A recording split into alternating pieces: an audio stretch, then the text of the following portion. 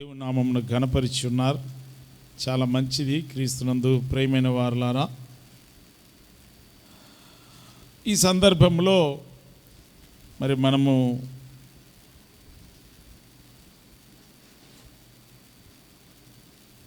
ప్రకటన గ్రంథం మీద మనము దేవుని మాటలు మనం ధ్యానించుకుంటూ ఉంటున్నాం. ఈ యొక్క ప్రకటన గ్రంథము దేవుని మహాకృపను బట్టి మరి ఇది రాకడకు సూచన అయిన గ్రంథం అయి ఉంటున్నది. మనము ప్రకటనలు విని ఆ ప్రకటన ప్రకారం మనము ఆయన తట్టు తిరగాలని దేవుని చిత్తం అయి ఉంటున్నది. కావున ఈ అంత్య దినాలలో రకరకాల బోధనలు వస్తూ ఉంటున్నాయి. చూడండి, అంత్య దినాల్లో విడుదల కూటాలని చెప్పి ఉన్నాయి, స్వస్థత కూటాలని ఉన్నాయి, ఇంకా అద్భుత కూటాలని ఉన్నాయి, రకరకాల కూటాలు ఉన్నాయి. అయితే రాకడకు సిద్ధపడండి అనే కూటాలు తక్కువైనవి. దేనికి? రాకడకు సిద్ధపాటు కలిగి జీవించండి, రాకడకు మెలకువ కలిగి జీవించండి అని చెప్పే కూడికలు తక్కువయ్యాయి. ప్రజలు దేనికి ప్రయాసపడుతున్నారంటే, మరి అర్పుదంగలు నడకమంటే అక్కడికి పరిగెత్తుతూ ఉన్నారు, కట్టుగలు వడకపోవడమంటే అక్కడికి పరిగెత్తుతూ ఉన్నారు. పరిశుద్ధ పరిచయ కూటాలని చెప్పి ఎక్కడ బోర్డు లేదు. కావున క్రీస్తునందు ప్రేమైన వారులారా, ఈ అంత్య దినాలలో సిద్ధపడాలి. సంఘమును సిద్ధపరిచే కూటములు. కావున దేవుడు మనతో మాట్లాడుతూ ఉంటున్నప్పుడు మనం చాలా మెలకువ కలిగి సిద్ధపాటు కలిగి జీవించాలని దేవుడు మనతో మాట్లాడుతూ ఉంటున్నాడు. మనము ఈ యొక్క ప్రకటన గ్రంథము 2వ అధ్యాయములో మనము ధ్యానించుకొని చుండగా ఇక్కడ 7 సంఘాలు ఉంటున్నాయి. 7 సంఘముల పేరు మనకు కావాలంటే ప్రకటన గ్రంథం మరొకసారి కూడా నేను చెప్తాను. ఏమేమి సంఘం అది? 1వ అధ్యాయం 11వ వచనములో 1:11 ఉంది. Ephesus, Smyrna, Pergamum, Thyatira, Sardis, Philadelphia, Laodicea అను 7 సంఘములకు పంపుమని చెప్పు. అను 7 సంఘములు అంటే ఆ దినాల్లో చాలా సంఘాలు ఉన్నాయి. యేసుక్రీస్తు ఈ సంఘాలు ఉపమానముగా తీసుకుని ప్రస్తుతం భూలోకంలో సంఘములు ఎలాగున్నాయని చెప్పి, చివరి సంఘం లవదోకియా సంఘంలాగా ప్రస్తుతం సంఘం భూలోకములో ఉందని, ఇప్పుడు ఆ సంఘంలాగా మనం ఉండకూడదని ఒక్కొక్క సంఘం గురించి మనకు బుద్ధి చెబుతూ ఉంటున్నాడు. ప్రతి సంఘం గురించి ఆయన తెలియపరుస్తున్న మాటలు కొన్ని ఉన్నాయి. అవిటేమిటనగా, అన్ని సంఘాలతో ఒక మాట 2 మాటలు చెబుతూ ఉంటున్నాడు. మనం చూసినట్లయితే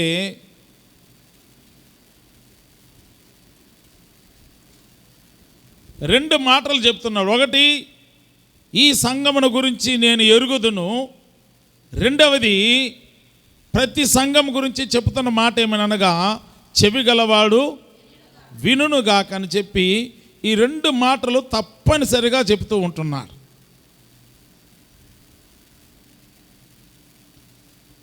చూడండి, మొదటి సంఘం గురించి మనం చూసినట్లయితే 2వ అధ్యాయం 3వ వచనంలో ఉంటుంది. నీ సహనము కలిగి నా నామ నిమిత్తము భారం బలించి అరేయలేదని నేను ఎరుగుదును అంటున్నాను. అంటే ఈ సంఘం గురించి ఎవరు ఎరిగి ఉన్నారు? దేవుడు ఎరిగి ఉన్నాడు. అంటే సంఘ ప్రజల గురించి, సంఘం గురించి ఎవరికి తెలుసు? దేవునికి తెలుసు. సంఘ ప్రజలందరి గురించి యేసయ్యకి తెలుసు. అందువల్ల ఏమంటున్నాడంటే 7వ వచనములో, చెవి గలవాడు ఆత్మ సంఘములతో చెప్పుచున్న మాట వినుగాక. ఆత్మదేవుడు సంఘములతో మాట్లాడుతున్నప్పుడు ఎవరు వినాలా? చెవి గలవారు వినాల. ఎవరు మాట్లాడేది? ఆత్మదేవుడు సంఘములతో మాట్లాడుతున్నప్పుడు, పరిశుద్ధాత్మ దేవుడు సంఘములతో మాట్లాడుతున్నప్పుడు, విశ్వాసులతో మాట్లాడుతున్నప్పుడు, ఎందుకు దేవుడు నాతో మాట్లాడుతున్నాడని చెప్పి, ఓ చెవి గలవాడు వినుగాక. మనందరికి చెవులు ఉన్నాయా లేవు చెప్పండి? వినాలా. ఎందుకు దేవుని మందిరానికి వస్తున్నాం? వాక్యము వినుటకు వస్తున్నాం. వాక్యము గురించి రాయబడింది, వినుట వలన విశ్వాసము కలుగుతుంది. నువ్వు వాక్యం విని దాని మీద విశ్వాసం ఉంచితే నీ ఆత్మీయ జీవితమునకు అది ఆశీర్వాదకరముగా ఉంటుంది. వాక్యం విని దాన్ని నమ్మినట్లయితే నీ జీవితంలో దేవుడు కార్యములు చేస్తాడు. కాబట్టి వినుట వలన ఏం జరుగుతుంది? విశ్వాసము జరుగుతుంది. అందుకే ఇక్కడ ప్రతి సంఘములో ఆ మాట ఉంది. మీరు 7 సంఘాల్లో చెప్పినట్లయితే 7 సంఘాల్లో ఆ మాట రాయబడి ఉంది. ఏ మాట? చెవి గలవాడు వినుగాక. వినుగాక అని మీరు ఇంటికి వెళ్ళి తర్వాత చూడండి, నేను తర్వాత మీకు వాటిని చెబుతూ ఉంటాను. ప్రతి సంఘముతో నేను ఎరుగుదును, చెవి గలవాడు వినుగాక. ఈ 2 మాటలు అన్ని సంఘాలతో ఉన్నాయి. కావున క్రీస్తునందు ప్రేమైన వారులారా, దేవుడు మనములను ఎరిగి ఉన్నాడు. మన కుటుంబములను దేవుడు ఎరిగి ఉన్నాడు. మనం ఇక్కడ కూడుకొని ఉండట దేవుడు ఎరిగి ఉన్నాడు. కావున దేవుడు ఎరిగి ఉన్నాడు కాబట్టి మనము దేవుని మందిరంకి వచ్చిన తర్వాత చాలా జాగ్రత్తగా ఉండాలి. హల్లెలూయా. ఎవరు ఎరిగి ఉన్నాడు మనల్ని? దేవుడు ఎరిగి ఉన్నాడు. మనములను ఎరిగి ఉన్నాడు కాబట్టి మనతో దేవుడు మాట్లాడుతూ ఉంటాడు. ఈ సంఘమును దేవుడు ఎరిగి ఉన్నాడు కాబట్టి ఈ సంఘముతో దేవుడు మాట్లాడుతున్నాడు. ఏమి ఈ సంఘమును గురించి దేవుడు ఎరిగి ఉన్నాడంటే 2వ అధ్యాయము 2వ వచనంలో, ప్రకటన గ్రంథం 2:2లో ఈ యొక్క మొదటి సంఘం ఏం సంఘం? అది ఎఫెసీ సంఘం. 2:2లో 2:1 ఉంది. ఎఫెసీలో ఉన్న సంఘపు దూతకి ఇలాగూ వ్రాయము. సంఘమా, చదవమ్మా.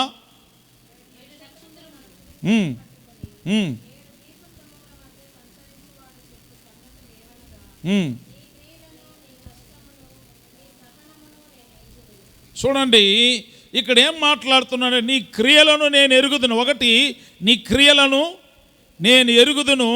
రెండవది, నీ కష్టమును ఎరుగుదును, నీ సహనమును నేను ఎరుగుదును. 3 మాట్లాడుతుంటున్నా. ఈ సంఘము కొంచెం ముందుకు సర్దుకొని కూర్చోండమ్మా.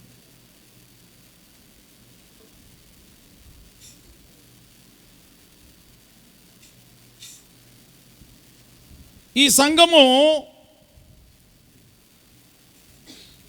క్రియలు చేస్తూ ఉంది. ఏం చేస్తుంది? క్రియలు. సంఘము ఈ చేసే క్రియలు, ఈ క్రియల వల్ల సంఘమునకు కష్టం అవుతా ఉంది. కష్టం వల్ల ఏం భరిస్తుందంటే సహనము కలిగి జీవిస్తుంది. తమిళ ఆ మాట ఏముంది?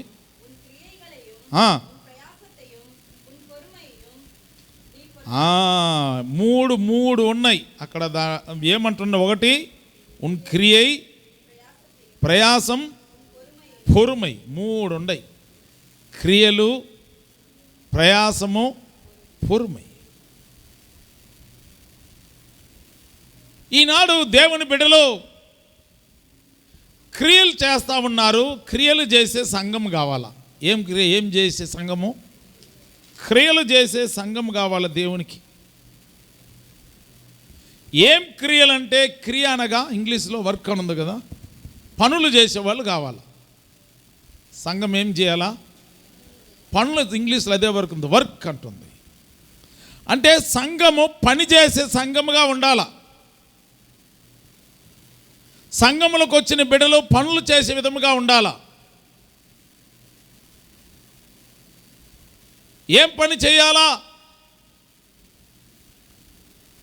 క్రీస్తునందు ప్రియమైన కుటుంబంలో స్త్రీలు ఉన్నారు, కుటుంబంలో ఏం పనులు చేస్తారు మీరు? ఇంటి పనులన్నీ చేసుకుంటారు. ఇంటి పనులు చేసుకోవాలా. జ్ఞానవంతురాలు తన ఇల్లు కట్టుకుంటుందంటే నువ్వు జ్ఞానంతో నీ ఇల్లు ఏం చేయాలా? ఇంటి పనులు చేసుకోవాలా. ఉద్యోగాలకు వెళ్తే ఉద్యోగంలో పనులు చేసుకోవాలా. పనిలో నిమగ్నులై జీవించాలా. కొంతమంది పని చేసుకునే దానికి సోమరిపోతులాగా ఉంటారు, పనే చేయరు.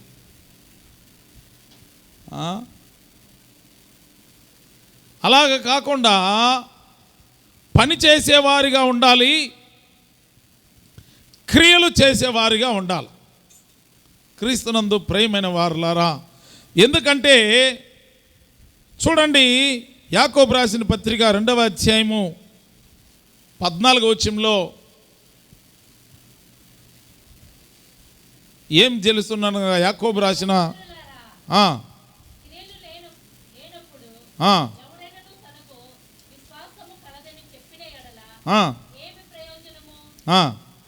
చూడండి, క్రియలు లేనప్పుడు విశ్వాసం ఉన్నదని చెప్పితే ప్రయోజనము లేదు.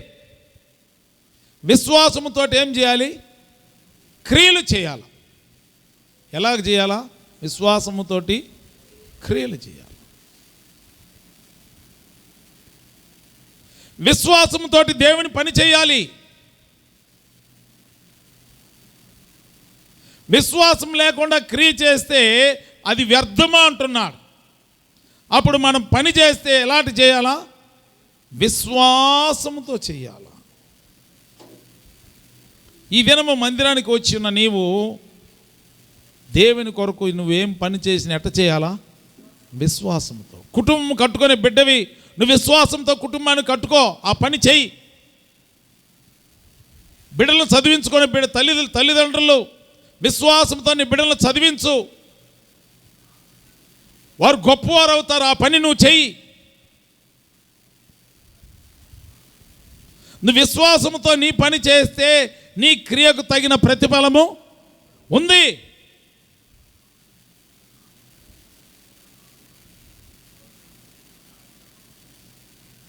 క్రియలు చేయాలా, పని చేయాలా. ఇంట్లో పెద్దవారిని గౌరవించటం, పనులు చేయాలా. చూడండి, ఇక్కడ ఏమంటున్నాడంటే, సహోదరుడైనను, చదువమ్మా,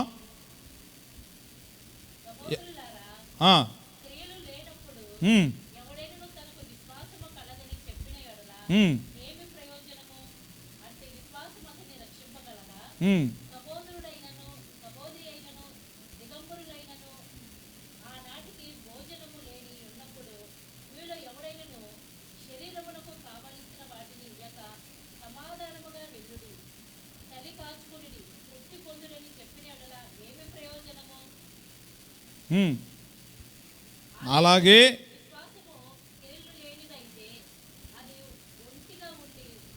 చూడండి, ఇక్కడ స్పష్టముగా ఏం తమిళ చదవమ్మా, 15వ వచనం.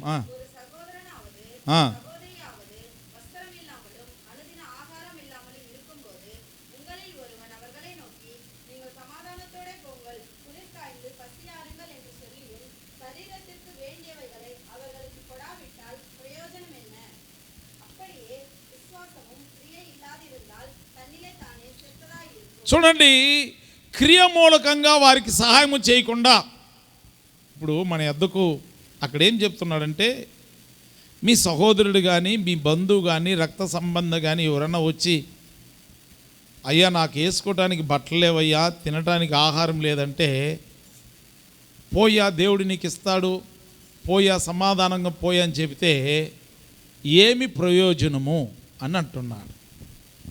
మీకు అర్థమవుతుందా? ఏమి ప్రయోజనం? వాళ్ళకి కావాల్సిన ఆ పూట భోజనము, లేకపోతే నీ దగ్గర ఉన్న 4 దుస్తులు ఒక దుస్తులు ఇచ్చి పంపిస్తే, ఆ క్రియతో నువ్వు పని చేస్తే ఆ క్రియకు తగ్గిన ప్రతిఫలం నీకు ఉంటుంది. మీకు అర్థమవుతుందా? ఈనాడు అనేక మంది ఎవరైనా వస్తే దేవుని బిడ్డలు క్రియలు చేస్తేనే అప్పుడు మన క్రియలకు తగిన ప్రతిఫలము, క్రియలకు తగిన నీతి, మన క్రియలకు తగినట్లు ఏమొస్తుందంటే మన దేవుని నామము అక్కడ హెచ్చింపబడద్ది.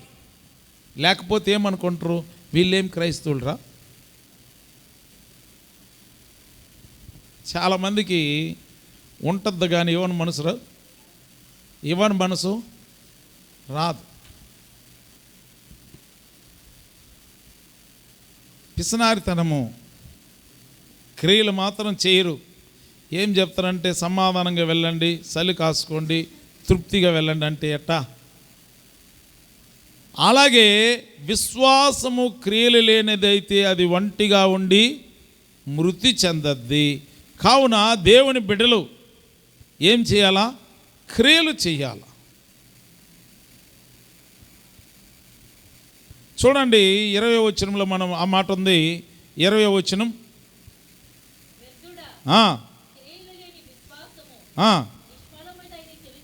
క్రియలు లేని విశ్వాసం ఎలాంటిది? నిష్ఫలం. నువ్వు కార్యములు చేయకుండా, క్రియలు చేయకుండా, దేవుని పని చేయకుండా నాకు విశ్వాసం ఉందంటే వ్యర్థం. అది సువార్త ప్రకటించకుండా ఆత్మలు ఎట్లా రక్షించబడతారు? సువార్త ప్రకటించే పని. ఆ సహోదరిని ముందుకు రాని అమ్మా, కొంచెం ముందుకు రామ్మా.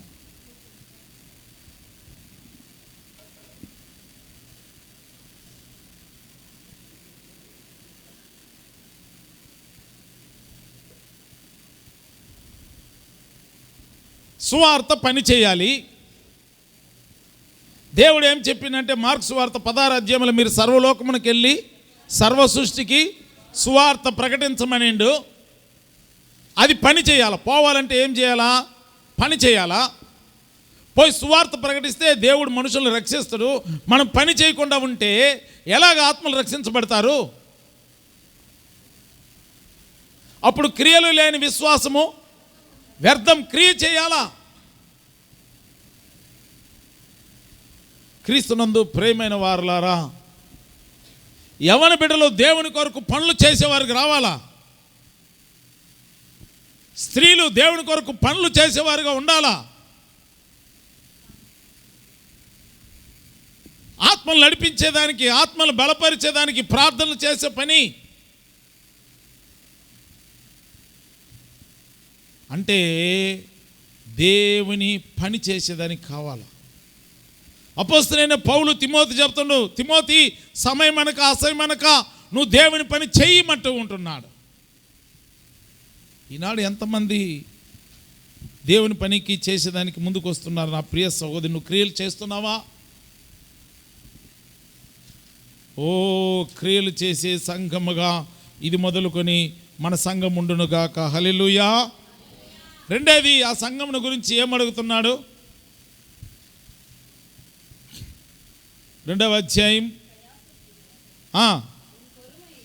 చూడండి. రెండేది, ఆ యొక్క ప్రకటన గ్రంథం గురించి రాయబడి ఉన్నది 2:2లో నీ క్రియలను, నీ కష్టమును, నీ సహనమును నేను ఎరుగుదును. రెండేది ప్రయాసం అమ్మ తమిళ్లో.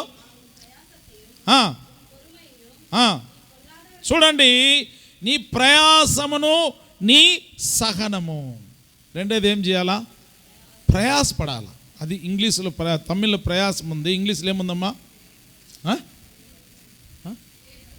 లేబర్, పని. అది ఒకటి పని. ఇంకోటి కష్టం, సహనం. కష్టం అదే లేబర్. ఓకే. ప్రయాసం అంటున్నాడు. ఏం పడాలా? ప్రయాసం. ప్రయాసం లేనిది ఏముండదు, ప్రతిఫలము.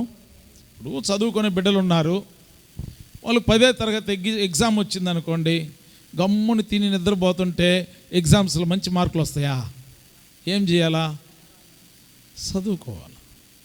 మన పిల్లల్ని ఎత్తుకోండి, ఓ 24 గంటలు రాయటము, 24 గంటలు చదవటం. కొంతమంది నిద్రపోతా కూడా పుస్తకాలు చదువుతారు. ఎవరమ్మా నిద్రపోతా పుస్తకాలు చదివేది? కొంతమంది తింటా పుస్తకం చదువుతూ ఉంటారు. ఎందుకు? వాళ్ళు ప్రయాసపడితేనే ఆ ఎగ్జామ్లో పాస్ అవుతారు.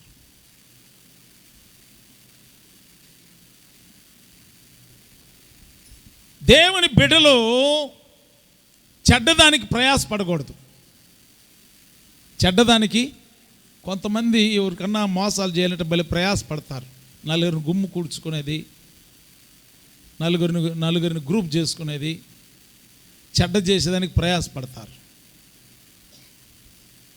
చెడ్డ మాట్లాడేదానికి ప్రయాసపడతారు, చెడు కార్యాలు చేసేదానికి ప్రయాసపడతారు.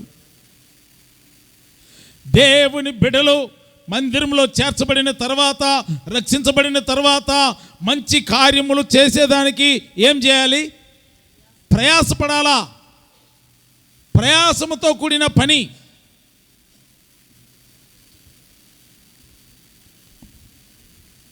ఏవి మాన్యమైనవి వాటికి మీరు చూడండి. ఫిలిప్పీయులకు రాసిన పత్రికలో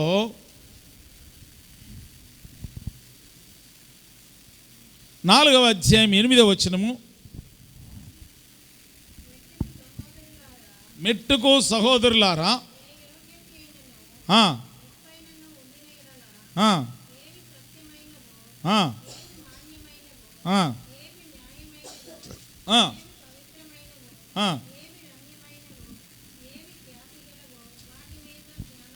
తమిళ్ ఏముందమ్మా?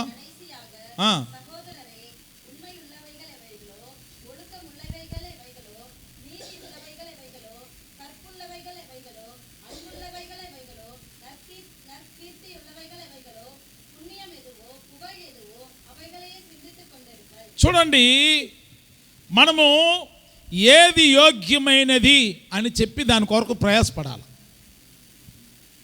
మీకు అర్థమవుతుందా? ఏది యోగ్యమైనది దాని కొరకు ఏం చేయాలా? ప్రయాసపడాలా. నీ బిడ్డలు చదివించుకునేది యోగ్యమైనది, దాని కొరకు నువ్వేం చేయాలా? ప్రయాసపడాలి. నువ్వు ప్రయాసపడితేనే క్రియలు చేయాలా.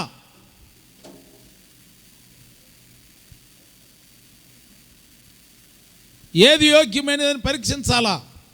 నువ్వు 2-3 అవర్లు సినిమా నాటకాలు టీవీలో చూస్తుంటే నీ పిల్లలు కూడా నీతో కలిసి చూస్తుంటారు.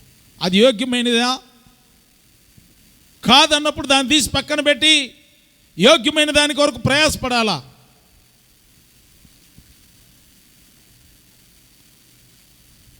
భూలోకంలో సంఘము రక్షించబడిన తర్వాత యోగ్యమైనది ఏంటంటే సువార్త ప్రకటించటము, కుటుంబాలు దర్శించటము, ఆత్మలు సంపాదించడం. ఇది యోగ్యమైంది.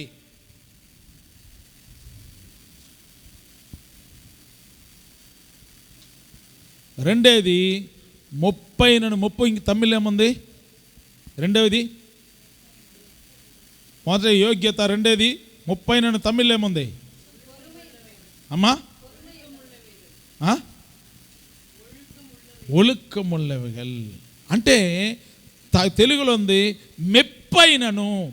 మీకు మెప్పు తీసుకొచ్చేది అంటే, మెప్పు తీసుకొచ్చేది అంటే ఇప్పుడు మనోళ్ళు ఇక్కడ ఆడికి వెళ్ళారు. ఎక్కడమ్మా? వెప్పేరి చర్చికి వెళ్ళిండ్రు, ప్రయాసపడిండ్రు, పాట పాడిండ్రు, అక్కడ పోయి బహుమతి పొందుకొని వచ్చిండ్రు. అక్కడ ఏం జరిగింది? అంత 30 సంఘాల్లో మెప్పు కలిగింది.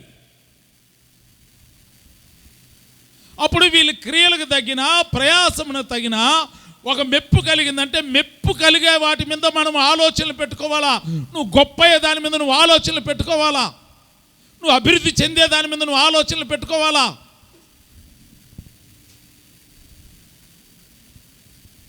నీ బిడ్డలను దేవుడు హెచ్చించే దాని మీద నువ్వు ఆలోచనలు పెట్టుకోవాలా. నీ కుటుంబం హెచ్చించే దాని మీద నువ్వు ఆలోచనలు పెట్టుకోవాలా.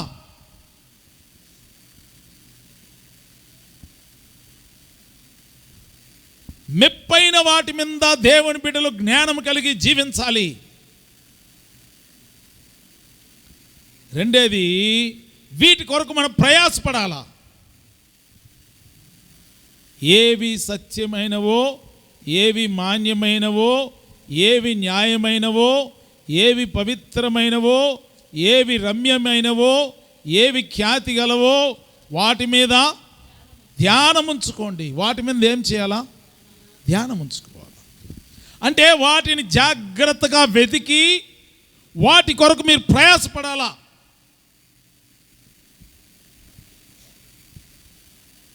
అంటే ఏవి రమ్యమైనవో ఏవి ఖ్యాతి అయిన అంటే రమ్యమైనవంటే ఏముంది? పుగల్. నీకు ఖ్యాతి తీసుకొచ్చేదంటే నిన్ను గొప్ప పేరు కలిగిన బిడ్డగా చేసేది ఏది?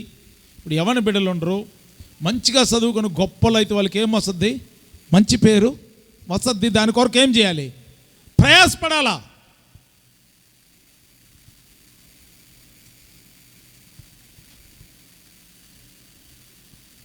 ఒక పాటలు పాడే బిడ్డలు ఉన్నారు, మంచిగా పాటలు పాడి దేవుని నామని స్తుతించి గరంపరిచి ఒక మంచి స్థితిలోనికి వచ్చి మరి మంచి బహుమతి పొందుతున్నానుకో, దేవుని నా మహిమ కలగద్ది, నీ ఇంటి కుటుంబం వారందరూ సంతోషపడతారు, నీ భర్త సంతోషపడతారు, నీ యొక్క కుటుంబం సంతోషపడద్ది. దాని కొరకు నువ్వేం చేయాలి? ప్రయాసపడాలా.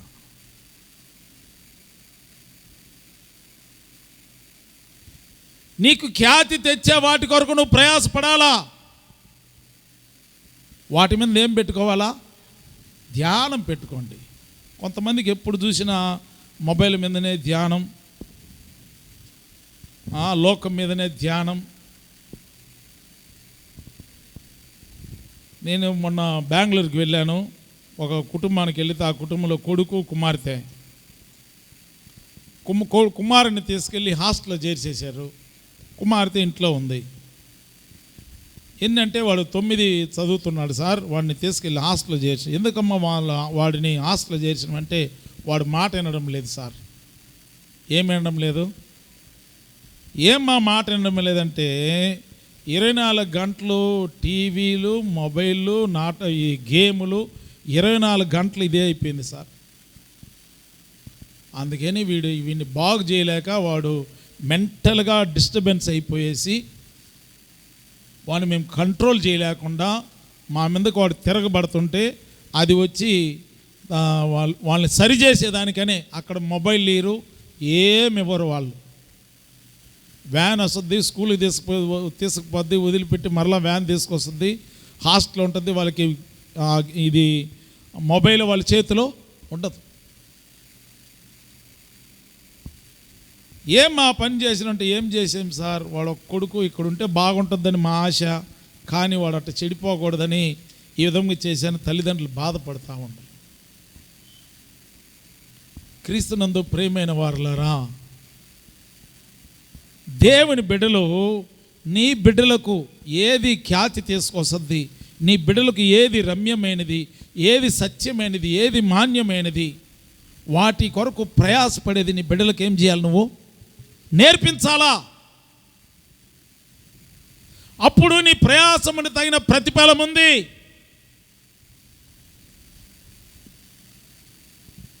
అందుకే ఈ ప్రకటన గ్రంథము 2వ అధ్యాయము 2వ వచనంలో దేవుని వాక్యం అంటున్నది, అయ్యా నీ క్రియలు, నీ కష్టము అంటే ప్రయాసం, 3వది నీ సహనమును నేను ఎరుగుదును. ఈ 2 పనులు చేసేటప్పుడు, పని ప్రయాసము, ఈ 2 చేసేటప్పుడు ఏం కావాలా? పొరుమై కావాలా. తమిళ్ ఏముంది? ఏం కావాలా? ఇంగ్లీష్లో ఏముందమ్మా? పేషెన్స్. అంటే పొరుమై అంటే ఇక్కడ రాయబడింది తెలుగులో సహనము. సహనం అంటే కొంచెం ఓర్పు కావాలి. ఏం కావాలమ్మా? ఓర్పు కావాలి. ఈనాడు ప్రజల్లో ఓర్పు తగ్గిపోతుంది. ఏం తగ్గిపోతుంది? ఏమ్మా? ఓర్పు తగ్గిపోతుంది. ఓర్పు తగ్గిపోయి వెంటనే నోట్లో నుండి ఏ మాట వస్తుందో తెలియలా. సహనం తగ్గిపోతుంది. వాళ్ళు ఒకటంటే మన నోట్ల నుంచి ఓర్పులు అంటే సహనం లేదు. ఏం చేస్తున్నాము? 4 మాటలు అనేస్తున్నాం. దేవుని బిడ్డలు దేవుని పని చేసేటప్పుడు, ప్రయాసపడేటప్పుడు మనకు కావాల్సినది ఏమిటంటే సహనము కావాలా. హల్లెలూయా. ఏం కావాలి మనకి? ఈనాడు నీకు సహనం లేకపోతే దేవుని దగ్గర అడుగు. మొదట నువ్వు క్రియలు చేస్తున్నావా దేవుని కొరకు? నీ కుటుంబం అంతా దేవుని పని చేస్తుందా?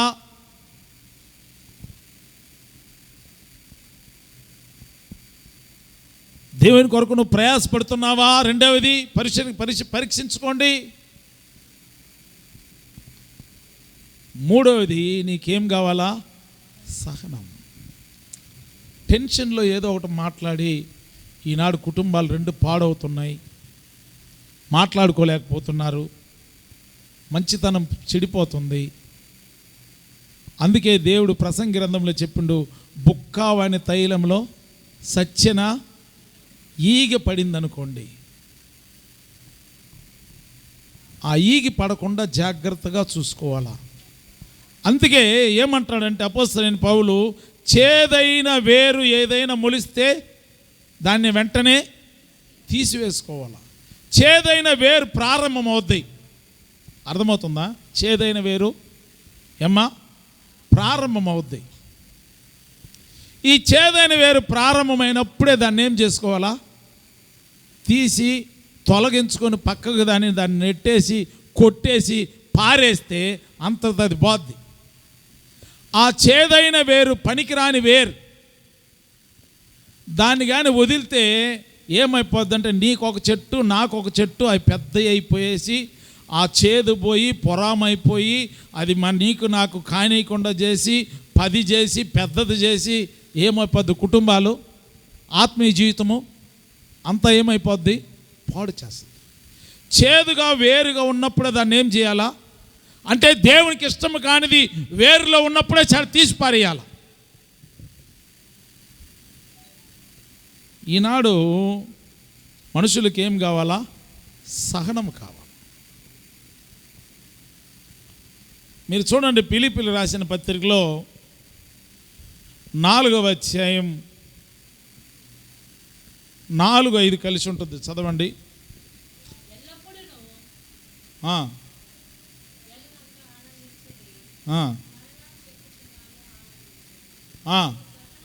మీ సహనమును సకల జనులకు తెలియబడనీయుడి. చూడండి ఏం చెప్తున్నాడంటే, అయ్యా మీ సహనమును సకల జనులకు తెలియబడనీయండి. ఎందుకు తెలియబడనీయమంటుండో అమ్మా? ఎందుకు తెలియబడనీయమంటుండో? ప్రభువు సమీపముగా ఉండో. తమిళ్ ఏముంది? உங்களுடைய சாந்த குணம் எல்லா மனிதர்களுக்கு தெரிந்திருப்பதாக கர்த்தர் சமீபமாயிருக்கிறார். கர்த்தர் எங்கே இருக்கிறாரு? சமீபமாயிருக்கிறார். அவரோட வருகை சமீபமாயிருக்கிறது. నీ సహనము సమస్త జనులకు ఏం చేయాలా?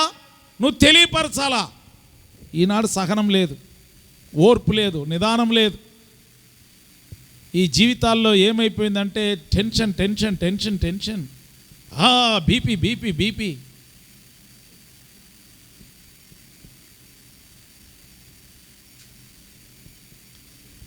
కొంచెం ఓర్చుకోనండి. నేనెందుకు ఓర్చుకునేదాన్ని?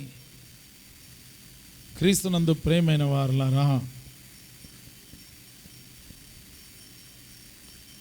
మోషే ఎంతో సహనము కలిగిన వ్యక్తి. అందుకే మోషే ఇశ్రాయేలు జనాంగాన్ని నడిపించిండు.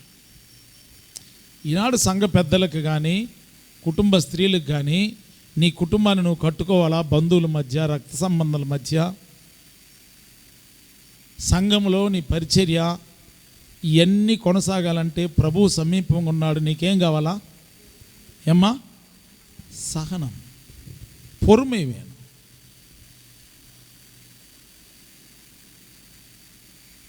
కొంతమంది ఏమి జరిగిందనే అర్థం కాకుండా మాట్లాడతారు. మీకు తెలుసా? ఏమి జరిగిందని అర్థమే చేసుకోకుండా మాట్లాడదు. ఎందుకంటే వాళ్ళకి ఏం పోగొట్టుకుంటారు? సహనము పోగొట్టుకుని వెంటనే టెన్షన్లో మాట్లాడాలా, కోపంగా మాట్లాడాలా, అడ్డం మాట్లాడాలా. కావున క్రీస్తునందు ప్రేమైన వారులారా, ఈ దినము ఎందుకు దేవుడు మాట్లాడుతున్నాడంటే, నీ క్రియలు నేను ఎరుగుదును, నీ ప్రయాసం అంటే నీ కష్టమును నేను ఎరుగుదును, నీ సహనమును నేను ఎరుగుదును. ఈ దినము దేవుని బిడ్డలకి ఏం కావాలో ఈ 3 అవసరమై ఉన్నది. ఈ 3 కానీ లేకపోతే నువ్వు ప్రభువుని అడగాల, ప్రభువా ఈ 3 నాయన నా కాడ లేవు ప్రభువా, నాకు ఇవి నువ్వు ఎరిగి కాబట్టి నాతో మాట్లాడుతున్నావు, నన్ను సరిచేయి ప్రభువా.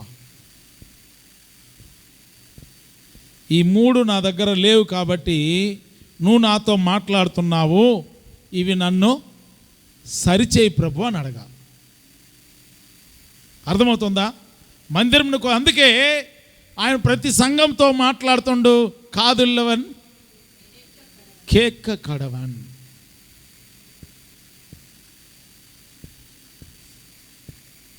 చెవులు గలవాడు వినుగాక.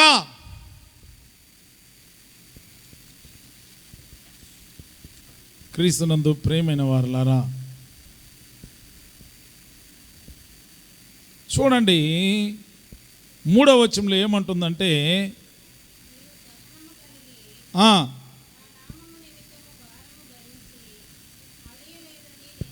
నీవు ఏం సహనం అంటే, నువ్వు సహనము కలిగి నా నామము నిమిత్తము భారము భరించి. చూడండి, ఈ సహనం ఎందుకంటే దేవుని నామమునకు ఘనత.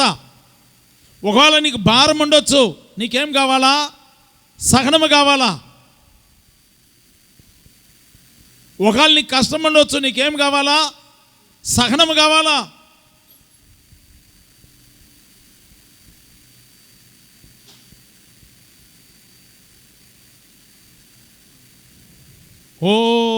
ఎందుకంటే నా నామము నిమిత్తము భారం, నువ్వు సహనము కలిగి నా నామం నిమిత్తం. ఈ సంఘం ఎలాగుందంటే, దేవుని నామము నిమిత్తము సహనము కలిగి భారముతో దేవుని పని చేస్తుంది.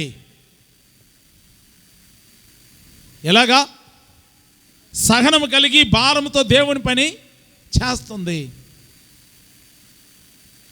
ఈనాడు సహనం కలిగి భారముతో దేవుని పని చేసే సంఘం కావాలి దేవునికి.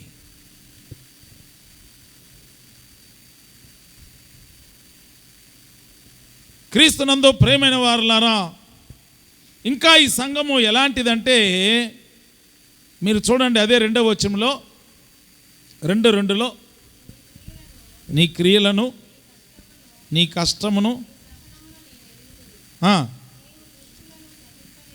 నీవు దుష్టులని సహింపలేవనియు అపోస్తలులు కాకయే తాము అపోస్తలని చెప్పుకొని వారిని పరీక్షించి వారి అబద్ధకులని నువ్వు కనుగొంటివి. ఈ సంఘం ఇంకోటి కనుగొనింది. ఒకటి, ప్రయాసపడుతుంది, క్రియలు చేస్తుంది, సహనంతో ఉంది. రెండవది, ఈ సంఘము దుష్టులను సహింపలేదు. దుష్టులను ఏం చేయదు? సహింపలేదు. అంతే, దుష్టులతో సహవాసం పెట్టుకునే సంఘము కాదు. సంఘములోనికి వచ్చిన తర్వాత దుష్టుల మాటలు వింటారు చాలామంది. ఎవరు మాటలమ్మా? సంఘ కాపరి మాట వినాలంటే భలే కష్టం. దుష్టుల మాటలు వినాలంటే చాలా ఈజీ, చెవులు బాగా పనిచేస్తాయి. ఈ సంఘం ఏం చేస్తుందంటే దుష్టులను సహింపక, మనం చూడాలా వీడు దుష్టుడా కాదా, వీళ్ళు ఎలాంటి వారు, వీరితో మనము పొత్తు పెట్టుకోవచ్చా, ఈ ప్రజలతో మనం పొత్తు పెట్టుకోవచ్చా, వీళ్ళు మనల్ని ఎట్లా నడిపిస్తుండ్రు, వీళ్ళు మనకు బుద్ధి చెప్తుండ్రా, వీళ్ళు మనల్ని గర్దిస్తుండ్రా, వీళ్ళు మనల్ని మరి ఎట్టున్నారు మన కాడని చెప్పి మనం దాన్ని పరీక్షించాలా. రెండేది రాబడి ఉన్నది, అపోస్తులు కాకే. తమిళ్ ఏముంది? అపోస్తులు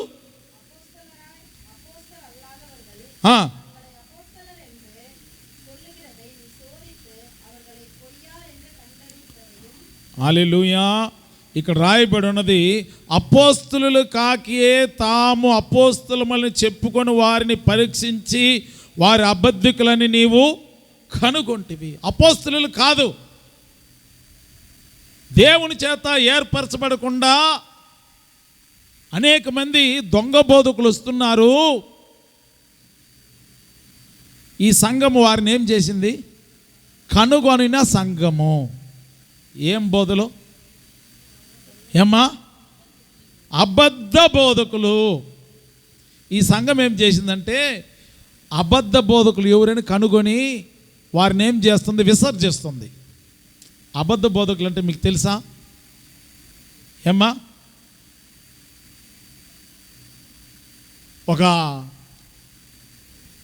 ఈ మధ్య నేను అయినవరంలో మా సహోదరుడు సార్ వర్షిప్ చూడండి సార్ అని చెప్పిండు. ఒక సంఘంలో వర్షిప్ చూస్తుంటే సినిమా పాటలేసి వర్షిప్ చేస్తుంటారు. మీరు యూట్యూబ్లో చూస్తే మీకు కూడా తెలుస్తుంది. అది నేమో నాకు తెలియదేమనుకున్నా, చూస్తే సార్ యూట్యూబ్లోనే ఉంది సార్ చూడండి సార్ అని చెప్పి యూట్యూబ్ వేసి చూపిస్తుంటారు. దాని తర్వాత నేను ప్రవీణ్ మాట్లాడేటప్పుడు మేము చూసాం దాన్ని ఇంటికి వచ్చిన తర్వాత. సినిమా పాటలు వేసి ఆ పాటలకు తగ్గట్టు వర్షిప్ చేసి ఆ పాటలకు తగ్గట్టు డ్యాన్స్ చేసి కింద పొగ పెట్టి ఉంటారు. పొగ వస్తూ ఉంది, వర్షిప్ చేస్తూ ఉంటారు. దానికి ప్రజలు మరి ఆడుతూ ఉంటున్నారు. ఇదేం బోధ? దొంగ అపోస్తుల బోధ. వాళ్ళ పేర్లు కూడా అక్కడ ఉన్నాయి, అయితే మేము చూసాం. ఆయన ఏమని బోధ చేస్తున్నాడంటే డ్యాన్స్ చేస్తుండు, సంఘంలో ప్రజలందరూ డ్యాన్స్ చేస్తుండు. ఆయన ఏం బోధ చేస్తుంటే, ఉపవాసం వద్దుయా, ఎదుకు 10 నాలు 15 నాలు ఉపవాసం పోడరే, నాట్యం ఆడియా, నాట్యం ఆడినా పోదుయా, ఎల్లా కష్టం పోయిడుయా అంటాడు. మీకు అర్థమవుతుందా? మీరు యూట్యూబ్లో చూడండి.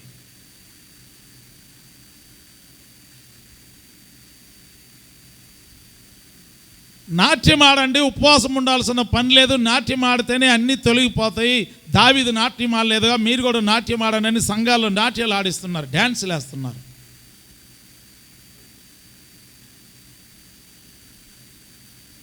అబద్ధ బోధకులు.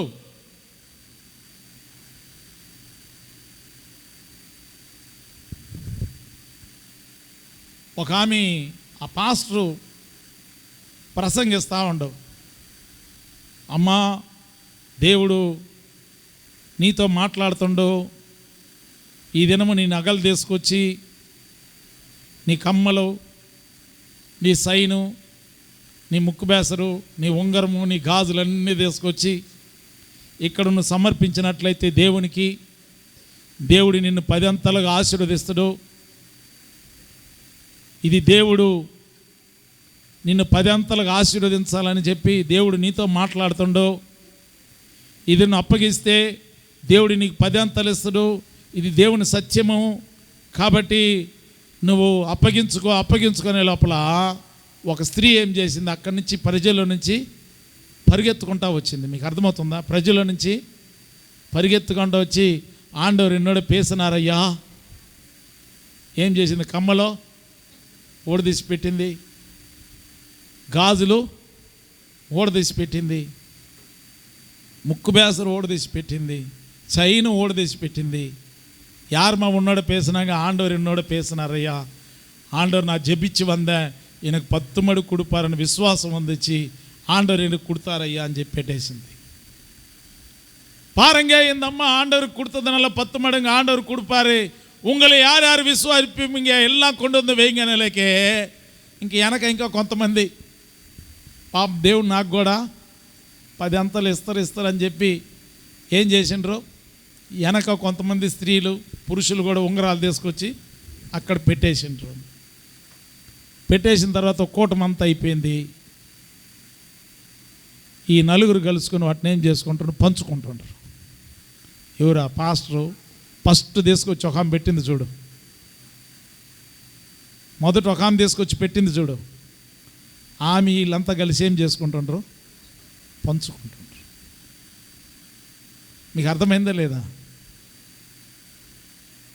మొదట తీసుకొచ్చి పెట్టింది చూడు, వీళ్ళు నేను ఇట్లా చెబితే నువ్వు వెంటనే తీసుకొచ్చి ఇక్కడ నీ నగలు పెట్టాలా, అప్పుడు ఈ మనుషులందరూ మోసపోయి అందరు తీసుకొచ్చి పెడితే నువ్వు నేను పంచుకోవని చెప్పి ప్లాన్. మీకు అర్థమవుతుందా? మనుషులు సాయి చూసుకుంటున్నారు కొందరు, వాక్యం ఎన్నంటున్నారు. ఓ అబద్ధ బోధకులు తయారైపోయారు. క్రీస్తునందు ప్రియమైన వారులారా, మరి ఈనాడు ఖండించే బోధలకు చెవి ఒగ్గడం లేదు. హృదయములను సిద్ధపరిచే బోధకులు చెవి ఒగ్గడం లేదు. రాకడకు సిద్ధపరిచే బోధలకు చెవి ఒగ్గడం లేదు. దేవుని రాజ్యము కట్టే బోధకు చెవి ఒగ్గడం లేదు.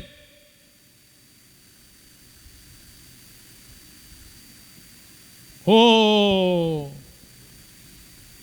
ఎస్తేరమ్మ ఎవరు చెప్పిండ్రు, ఒక సేవకుడు వచ్చేది ఇంట్లో ప్రార్థన చేసి, ప్రవీణ్ కూడా చెప్పిండు, ఒక సేవకుడు వచ్చి ఇంట్లోకి వచ్చి ప్రార్థన చేస్తూ ఉంటే అందరు కళ్ళు మూసుకుంటే నిమ్మకాయ తీసి మొచ్చినేస్తారంట. మీకు అర్థమవుతుందా? నిమ్మకాయ తీసి పాస్ కొడుతుండే ఒక ఆయన తీసి మొచ్చనేస్తానంట. నేను ప్రార్థన చేసి 4 రోజుల తర్వాత వస్తానమ్మని చెప్పి 4 రోజుల తర్వాత వచ్చి, అమ్మ నేను ప్రార్థన చేసి వచ్చిన ఒక నిమ్మకాయ తీసి మీ మచ్చనేసి ఉన్నారు, మీరు చూడండి చెప్తే, ఓయమ్మో మా నొచ్చలో నిమ్మకాయ ఉందని చెప్పి ఎత్తుకులాడితే ఏముంటుంది అక్కడ? నిమ్మకాయ ఉంటుంది. వేసింది ఎవరో?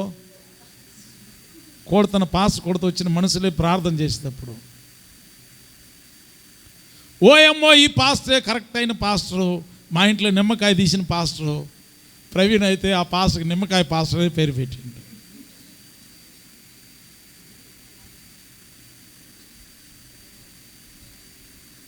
క్రీస్తునందు ప్రియమైన వారులారా,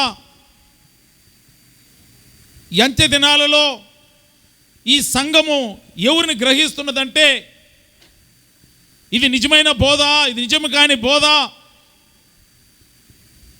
ఇది అపోస్తులు కాకుండా అబద్ధకులైన అపోస్తులు వచ్చి మనల్ని విధముగా చేస్తుండ్రని చెప్పి దాన్ని గ్రహించి వారిని త్రోసి వేసుకుంటున్న సంఘం.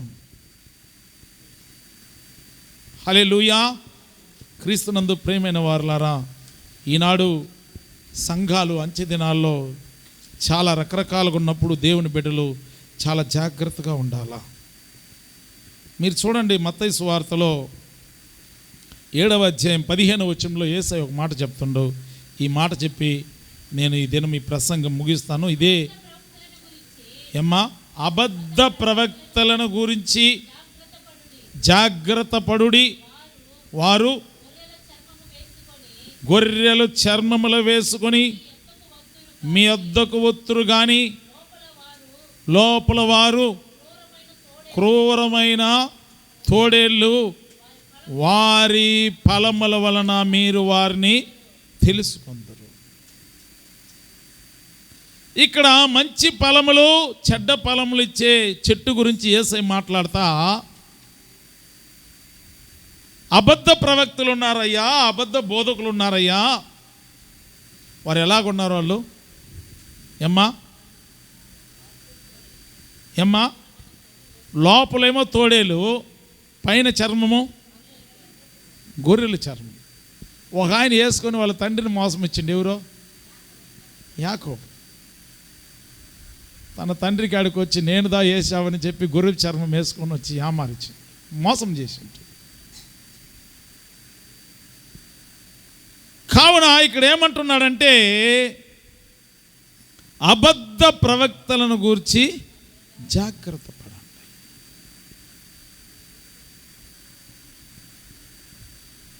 ఈనాడు క్రీస్తునందు ప్రియమైన వారులారా, సంఘం ఏం చేయాలి? ఆ సంఘం ఎలాగుంది? జాగ్రత్త పడుతుంది.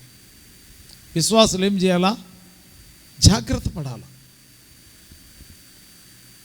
జాగ్రత్త పడాలా, ఈ బోధనలు కరెక్టా కాదని చెప్పి. వారు గొర్రెల చర్మములు వేసుకొని మీ వద్దకు వత్తురు కానీ లోపల వారు క్రూరమైన గొర్రెలు చర్మము ధరించుకొని వస్తూ ఉంటారు.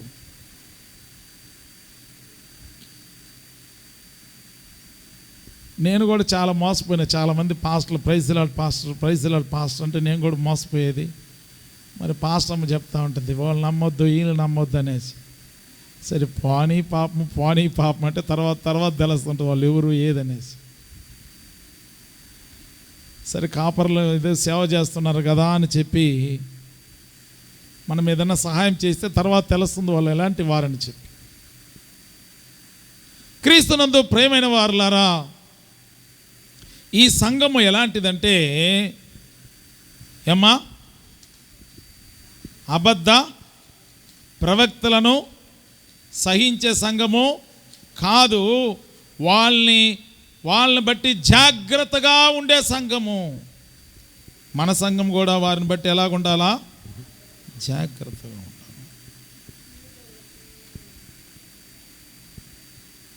చూడండి, 2 కొరింథీయులకు రాసిన పత్రిక 11:13 అపోస్తలుడైన పౌలు ఏమా, ఏలయనగా 2 కొరింథీ 11:13 చదువమ్మా. ఏలయనగా అట్టివారు క్రీస్తు యొక్క అపోస్తుల వేషము ధరించుకొని వారై ఉండి దొంగ అపోస్తులను మోసగాండ్రగు పనివారై ఉన్నారు. ఇది ఆశ్చర్యం కాదు, సాతాను తానే వెలుగుదూత వేసుకొని ఏమ్మా వేషము ధరించుకొనుచున్నాడు. వాని పరిచారకులను నీతి పరిచారకుల వేషము ధరించుకొనుట గొప్ప సంగతి కాదు, వారి క్రియల చొప్పున వారికి అంతము కలుగును.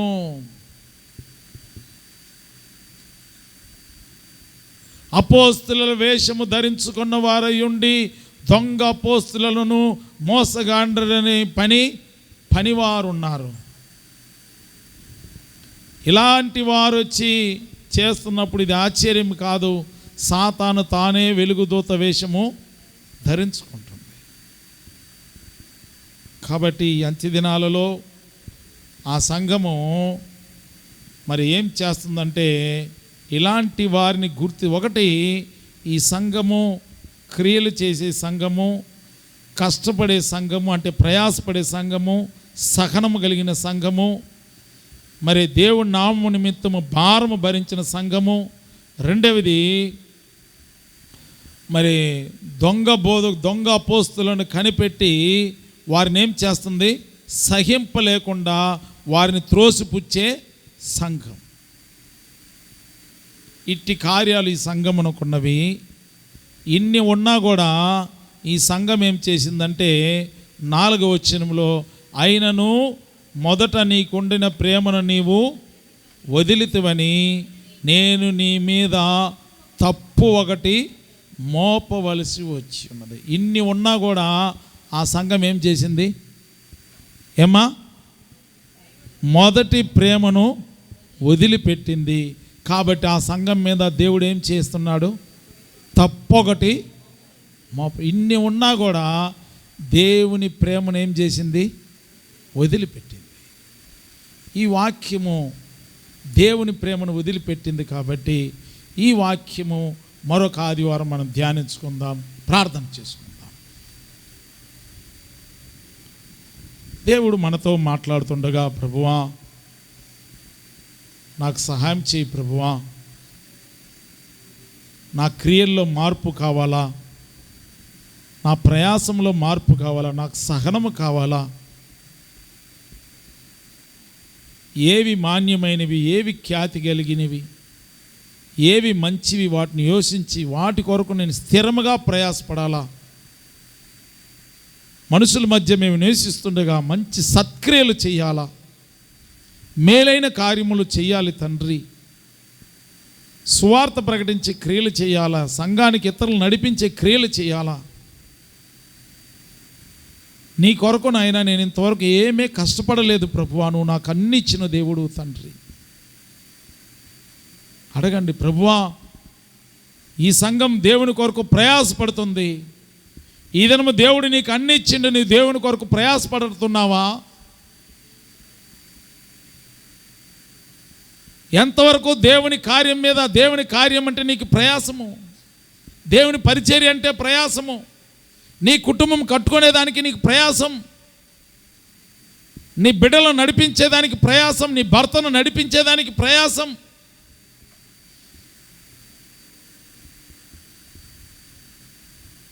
ఈ దినం నువ్వు ఎంతవరకు ప్రయాసపడుతున్నావు? నీ ప్రయాసమునకు ప్రతిఫలం ఉంది. ఇంకా నువ్వు బాగా ప్రయాసపడాలా. ఈ ప్రయాసం చాలదు, ఇంతవరకు నువ్వు చేస్తున్న క్రియలు చాలదు. ఇంకా మంచి మంచి క్రియలు, మంచి మంచి పని చేయాలి. నువ్వు జ్ఞానం పొందుకొని వాటిలో నువ్వు అభివృద్ధి చెందాలా, వాటిలో నువ్వు బలపడాలా, వాటి కొరకు నువ్వు జీవించాలా. ఒక తీర్మానానికి రా.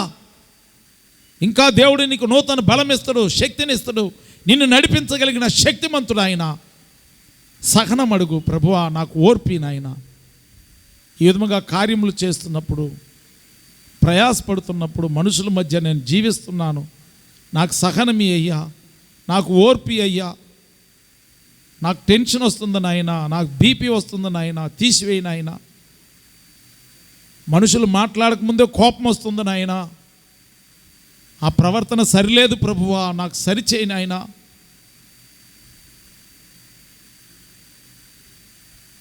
మౌనముగా ఉండకండి, ప్రార్థన పూర్వకంగా అడగండి, ప్రార్థన పూర్వకంగా అడగండి. దేవుడు ఇదేనా మనతో మాట్లాడుతూ ఉంటున్నాడు. దేవుడు ఒక్కొక్కరి పట్ల గొప్ప కార్యములు చేయాలి.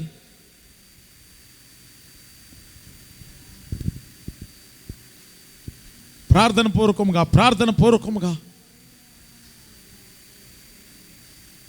సహనమీ నాయన. నా భర్తతోటి నేను సంతోషంగా ఉండేదానికి, బిడ్డలతోటి సంతోషంగా ఉండేదానికి మంచి సహనము తండ్రి. మా క్రియలు ఆశీర్వదించు, మా పనిని ఆశీర్వదించు. అడగండి, మా పనిని ఆశీర్వదించు, నా కష్టార్జితమును ఆశీర్వదించు, నా ప్రయాసంను ఆశీర్వదించు. ఇక మీద నేను దొంగ బోధకులు, దొంగ నాయన ఈ విధంగా నాయన అపోస్తులాగా వేషం వేసుకొచ్చేవారు ప్రభువా, నేను జాగ్రత్త పడాలి. అట్టి జాగ్రత్త నాకు అనుగ్రహించు ప్రభువా.